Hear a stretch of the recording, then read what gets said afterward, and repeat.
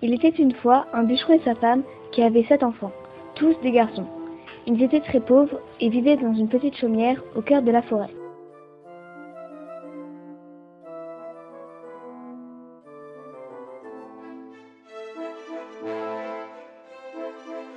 Le dernier de leurs garçons n'était pas plus grand qu'un pouce, alors on l'appelait le petit Poucet. Malgré sa taille, il était le plus malin de tous.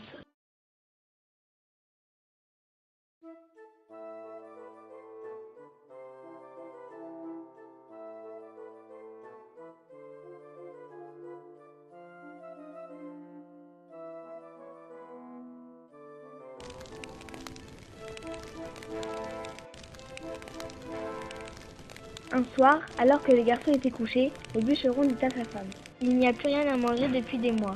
Si nous ne voulons pas voir nos enfants mourir de faim devant nos yeux, il faut les perdre dans la forêt. Mais le petit Poucet avait tout entendu, et ils étaient allés ramasser des petits cailloux blancs. Le lendemain, dans la forêt, le bûcheron et sa femme s'enfuirent en laissant leurs enfants tout seuls. Nous sommes perdus! Nous sommes perdus! Nous sommes perdus! N'ayez crainte, j'ai semé des petits cailloux blancs sur le chemin. Nous retrouverons notre maison. Le père et la mère regrettaient d'avoir abandonné leurs enfants et furent très heureux de les revoir. Mais bientôt, l'argent va encore à manquer. Demain, à l'aube, nous retournerons perdre les enfants dans la forêt.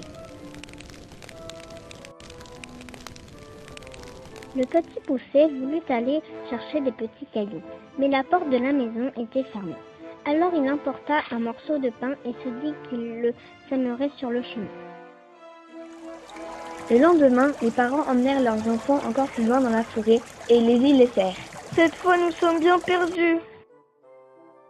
Le petit Poucet, cette fois, ne put retrouver le chemin. Les oiseaux avaient mangé tout le pain. Le petit Poucet grimpa sur un arbre et vit une petite maison éclairée. Les 7 garçons, pensant être sauvés, s'y rendirent en courant. Mais c'était la maison d'un ogre. La femme de l'ogre leur proposa de les cacher sous le lit jusqu'au lendemain matin. Quand l'ogre arriva, il dit: Ça sent la chair fraîche. Il trouva les enfants sous le lit et voulut les dévorer. Mais la femme de l'ogre réussit à le convaincre de les manger le lendemain. Elle les coucha dans un grand lit à côté du lit de leurs 7 filles.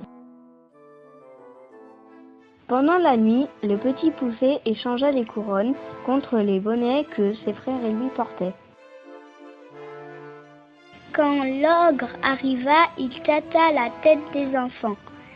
Il sentit les bonnets et d'un coup il coupa la gorge de ses filles.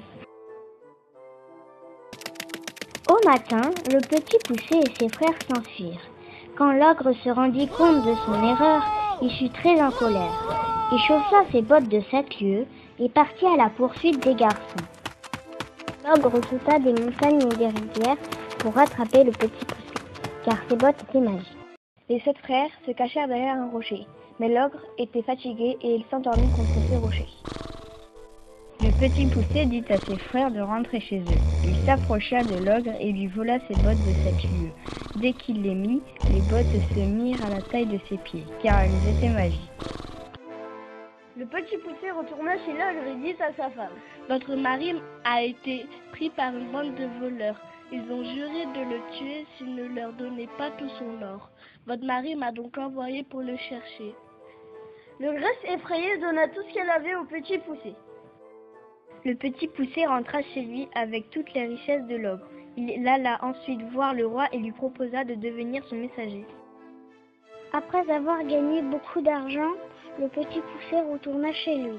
Grâce à lui, si petit mais si malin, sa famille et lui ne manquèrent plus jamais de rien.